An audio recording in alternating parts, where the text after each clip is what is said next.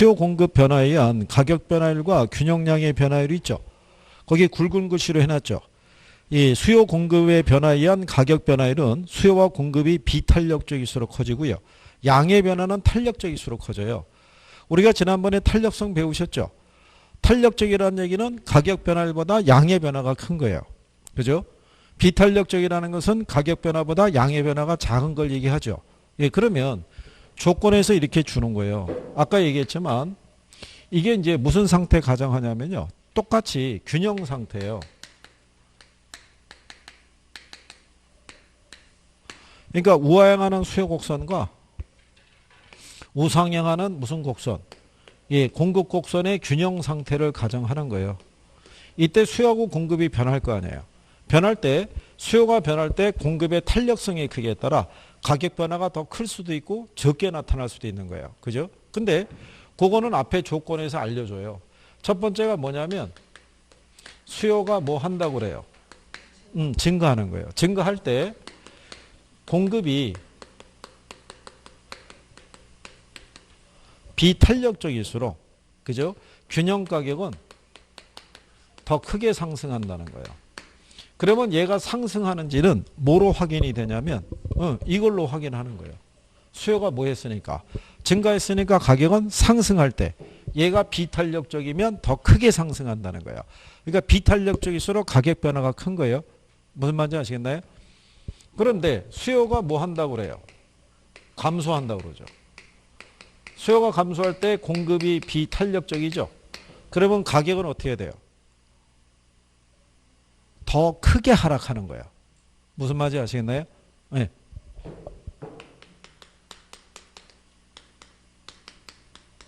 대신에 탄력적이면 덜 하락하는 거예요. 그죠? 탄력적이면 덜 상승하고. 그러니까 가격 변화는 어떨 때가 크다? 비탄력적일 때. 그러니까 공급 양의 조절이 어려운 상품일 때. 그죠? 수요가 늘어나더라도 공급을 쉽게 못 늘리는 애들이 있죠. 여러분들 아시다시피 농축산물 쉽게 못 늘리잖아요. 그렇잖아요. 그런 거예요. 그러니까 이걸 가지고 판단하시면 되고요. 그럼 반대로 이렇게 얘기하겠죠. 공급이 뭐 할 때? 감소할 때 수요가 비탄력적일수록 그죠? 예, 그러면 이 상태에서는 이런 거죠. 공급이 어떻게 돼요? 감소한 거죠. 감소했을 때 요 수요 곡선이 여기 하나 더 그려지는 거죠. 이렇게. 그러면 D가 있고 D1이 있죠. 예. 어느 게 비탄력적이에요? 얘가 기울기가 완만하죠. 그러니까 D1은 탄력적이죠. D가 기울기가 급하니까 얘가 비탄력적이잖아요. 비탄력적일 때가 가격이 여기까지 올라가죠. 그죠? 탄력적일 때는 여기까지만 올라가잖아요. 그러니까 역시 비탄력적일 때가 가격 변화가 크죠. 무슨 말인지 하시겠나요? 똑같은 거예요. 공급이 감소하잖아요. 감소하면 가격은 상승하잖아요. 공급이 감소하면. 가격이 상승할 때 얘가 비탄력적이면. 그렇죠. 더 크게 상승하는 거예요. 이해하시겠나요? 네. 공급이 감소할 때 수요가 탄력적이면 덜 상승하겠죠. 그렇죠? 그러면 공급이 뭐 할 때? 증가할 때. 수요가 비탄력적이면 가격은 그렇죠. 더 크게 하락하는 거죠. 다 알려주잖아요. 그렇죠? 네. 일단은 뭐 요 정도라도 일단 알아두시고 그 다음에 이제 한 가지 더 있어요. 또 하나가 뭐가 있냐면 자, 가령 예를 들어서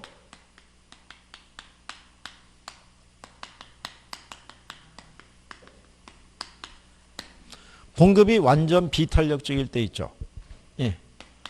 이때 수요가 뭐 하면? 증가하면. 그죠? 이때 균형 가격 있죠. 예, 균형 가격하고 균형량이 있죠. 이게 이제 어떻게 되냐를 물어봐요.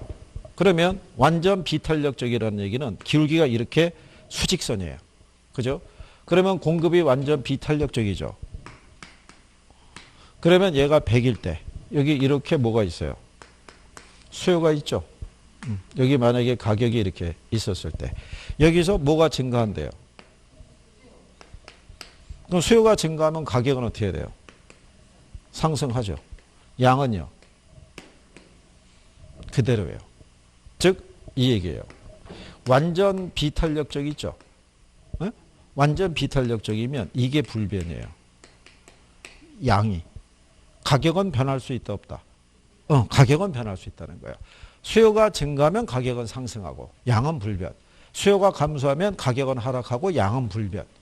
무슨 말인지 아시겠나요? 그러니까 완전 비탄력적, 수요나 공급이나 똑같아요. 완전 비탄력적이면 뭐가 불변해요? 양이. 이게 완전 비탄력적일 때는 이 기울기가 이 수량축에서 뻗어 올라가잖아요. 이게 양이 불변인 거예요. 무슨 말인지 아시겠나요? 자, 대신에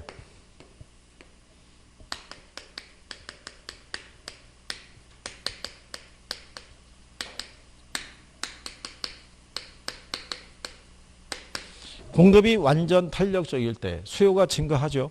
완전 탄력적일 때는 기울기가 어떻게 돼요? 수평이에요. 그죠? 이 공급 곡선이. 자, 이렇게 돼 있을 때는요. 여기 만약에 이렇게 뭐가 존재할 때 수요가.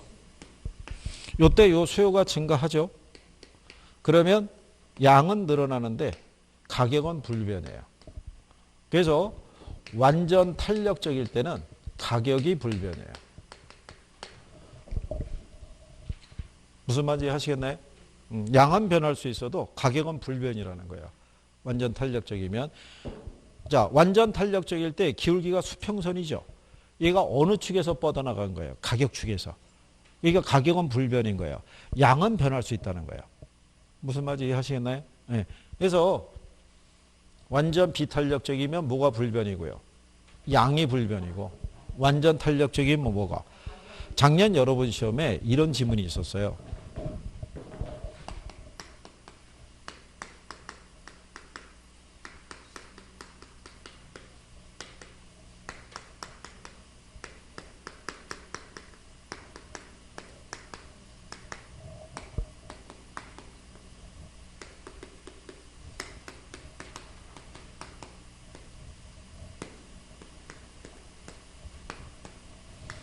이렇게 준 거예요. 수요가 완전 탄력적일 때 수요가 증가하면 균형 가격은 변하지 않고 양은 증가한다 그래서 이렇게 틀린 지문을 준 거예요. 이게 생각해 보세요. 수요가 완전 탄력적인데 수요가 증가한다는 게 말이 되겠냐고요. 이게 수요가 아니라 공급인 거예요. 공급이 완전 탄력적일 때 수요가 증가하게 돼. 완전 탄력적이면 뭐가 변화가 없는 거예요. 가격은 변화가 없고 수요만 늘어나는 거예요. 그거를 출제자가 이것만 바꿔버린 거예요. 근데 이제 학생들의 입장에서는 배운 게 완전 탄력적이면 가격은 불변이라고 배웠는데 수요하고 수요가 동시에 들어와 있으니까 이게 또 구별이 안 된 거예요. 무슨 말인지 아시겠죠? 문맥상에 말이 안 되잖아요. 수요가 완전 탄력적일 때 수요가 증가한다는 게 말이 되겠냐고요. 공급이 완전 탄력적일 때 뭐가? 수요가 증가. 그 케이스 얘기한 거죠. 그러니까 이제 이거 가지고 막 이신청이 들어간 거예요. 이게 잘못 표현된 거라고. 그럼 받아주겠냐고요. 안 받아주죠. 넘어간 거죠, 또. 그죠? 그러니까 잘 모르시겠으면 먼저 두 가지 조건이죠. 하나는 비탄력적일 때가 뭐가 크다? 가격 변화가 큰 거예요. 비탄력적, 가격 변화가. 자, 생각해 보세요. 우리 비탄력적 배웠죠? 비탄력이라는 거는 가격 변화보다 양의 변화가 작은 거예요. 탄력적일 때가 양의 변화가 큰 거죠. 예. 그러니까 가격 변화는 비탄력적일 때 크고 양의 변화는 탄력적일 때가 큰 거예요. 양의 변화는. 그러니까 일단은 가격 변화는 어떨 때가 크다라는 거. 비탄력적일 때. 오르면 더 오르고 내리면 더 내리는데 오르는지 내리는지는 얘들이 알려준다고요. 이걸 조건을 주니까. 무슨 말인지 아시겠나요? 네. 그래서 이걸 탁 보는 순간에 가격이 상승하는데 얘가 비탄력이면 더 크게 상승하겠구나. 얘가 감소하면 가격이 하락하는데 얘가 비탄력적이면 더 크게 하락하겠구나. 그런 요령으로만 인지를 하시고 이런 경우에 극단적인 경우가 나오면 완전 비탄력적일 때는 양이 불변이라고 그랬고 완전 탄력적이면 뭐가? 가격이. 그러면 나중에 지문이 나오면 이렇게 보는 거예요. 수요가 완전 탄력적일 때 공급이 뭐 증가 감소 이렇게 나오죠. 그러면 완전 탄력적이면 뭐를 보면 돼? 양부터 보는 거예요. 양이 불변해야 되는데 양이 증가했다 감소했다면 걔는 틀리는 거예요. 무슨 말인지 아시겠나요? 그러니까 완전 탄력적이면 가격이 불변인데 가격이 변했다면 틀리는 거예요. 근데 완전 비탄력적이라면 뭐가 불변해야 돼요? 양이 불변해야 되는데 양이 변했다면 걔는 틀리는 거예요. 그거를 여러분들이 조금만 해주시게 되면은 여기를 쉽게 정리할 수 있을 거라고 생각을 해요. 그러니까 이쪽의 문제는요, 그다지 어렵지는 않게 주어져요. 자, 그 114페이지 한번 가보세요. 114페이지에 가면은 문제 4번 있죠. 예?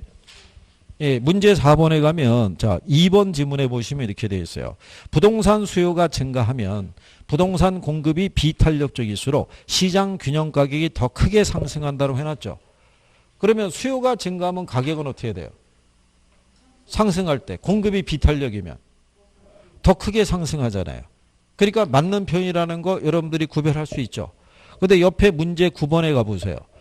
문제 9번에 가시면 3번 지문 있죠. 자, 똑같은 거죠. 부동산 수요가 증가하면 공급 곡선이 비탄력적일수록 시장 균형 가격이 더 크게 상승한다 이렇게 명시했잖아요. 기출에서 그걸 계속 어떻게 해야 돼요? 반복해서 주는 거예요. 자, 그런데 뒤에 문제 10번 가보세요. 자, 10번에 가보시게 되면 자, 거기 이제 이렇게 돼 있어요. 그 2번 지문에 주택 수요의 가격 탄력성이 완전 탄력적이라고 그랬죠. 완전 탄력적이면 뭐가 불변이라고 그랬어요? 이게 생각이 안 나시면 완전 탄력적이면 기울기가 수평이잖아요. 근데 얘는 가격 측에서 나간 거잖아요. 그럼 뭐가 불변인 거예요?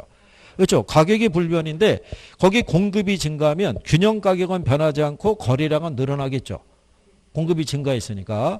근데 거기 4번 지문을 봤더니 주택 수요가 증가하면 주택 공급이 탄력적일수록 균형 가격이 더 크게 상승한다고 해놨죠. 가격이 더 크게 상승하는 거는 비탄력적일 때. 그 탄력적이라고 했으니까 걔가 틀렸을 거 아니에요. 이런 식으로 반복해서 출제하는 거예요. 에? 무슨 말인지 아시겠나요? 이 정도의 난이도로 나온다고요. 이 정도로. 이게 틀리기도 힘들잖아요. 에? 그렇잖아요. 그거 희한하죠? 그 시험장에 가면 그거를 또 착각하거나 이래갖고 또 틀리는 거예요. 그게 힘들다는 거죠. 그러면 여러분들이 옆에 있는 문제 14번 가보시면요. 14번. 자, 공급의 가격 탄력성에 따른 수요의 변화에 관한 설명으로 옳은 걸 물어봤죠. 예. 거기 5번 지문에 가면 공급이 가격에 대해서 완전 탄력적이라고 그랬죠.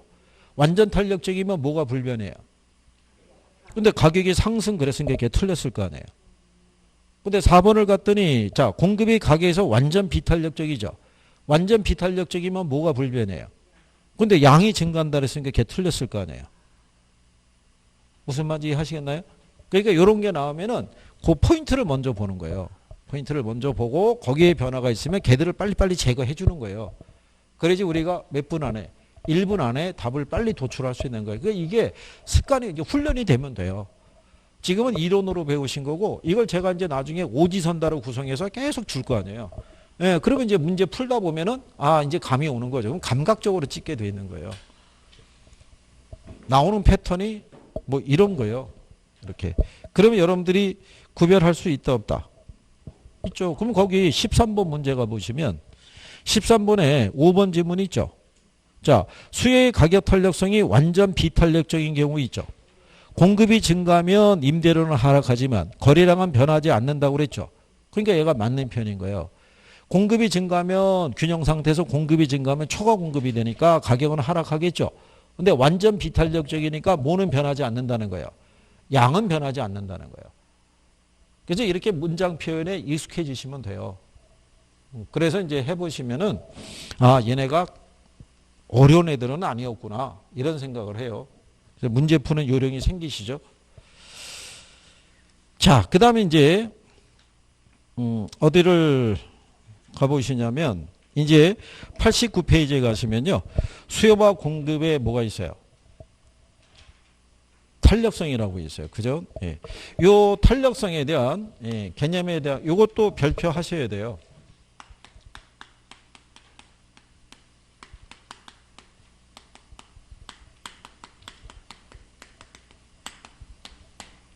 자, 여기서 이제 우리가 이 탄력성의 개념을 이제 해보시는데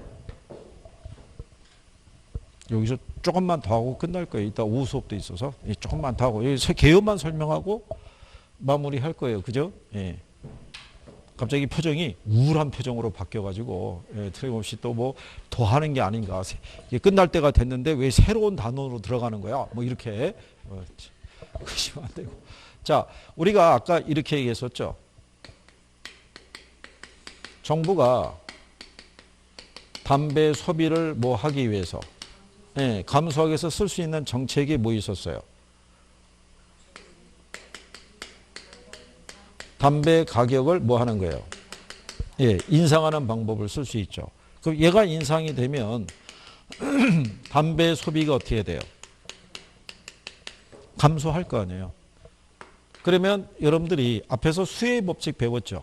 가격이 상승하면 수혜량은 어떻게 돼요? 줄어드는 거예요. 근데 이게 줄어드는데 이게 과연 어느 정도의 수치로 변화가 되는지를 확인이 돼야지만 정책의 실효성을 알 수 있고 정책의 보완적인 부분을 알 수 있는 거예요. 이거를 실태를 조사했더니 성인 있죠. 성인은 약 한 4% 정도가 담배 소비가 줄었대요. 근데 요즘은 왜 10대 흡연도 문제가 많이 되죠. 10대는 한 12%가 줄었대요. 그렇죠? 이게 이제 경제 논리 이제 나오는 거예요. 그러면 얘가 10%의 가격을 만약에 10% 인상했다고 가정하자고요. 자, 10%를 인상했을 때 성인들은 몇 프로가 줄은 거예요? 4%. 그러면 담배 가격 인상이 소비에 큰 영향을 못 줬다고 할 수 있어요. 10분의 4니까 한 0.4 정도의 변화가 있어요. 근데 10대는 12%잖아요. 가격보다는 소비하는 양의 변화가 더 크잖아요.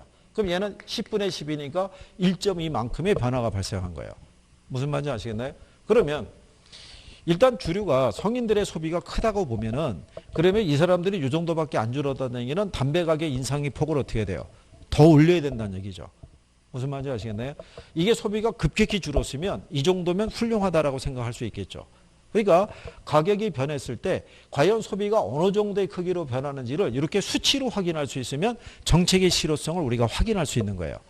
그래서 경제학자들이 만드는 게 탄력성 개념인 거예요. 무슨 말인지 아시겠죠? 네, 그래서 요 탄력성이라는 거는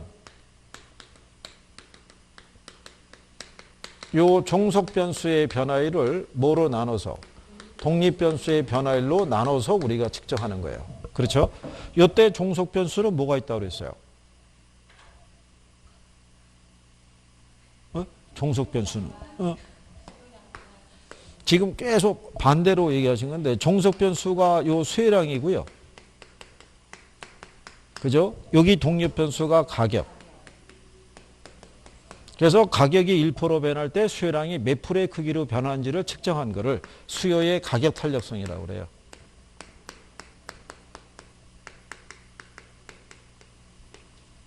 이렇게. 근데 여기 있는 요 수혜량의 변화를 가져다 주는 거는 가격만 있는 게 아니라 뭐가 변해서? 그렇죠. 소득이. 그럼 소득이 1% 변할 때 수혜량이 몇 프로의 크기로 변하는지 측정한 것을 수요의 소득 탄력성이라고 그래요. 무슨 말인지 아시겠나요? 자, 그런데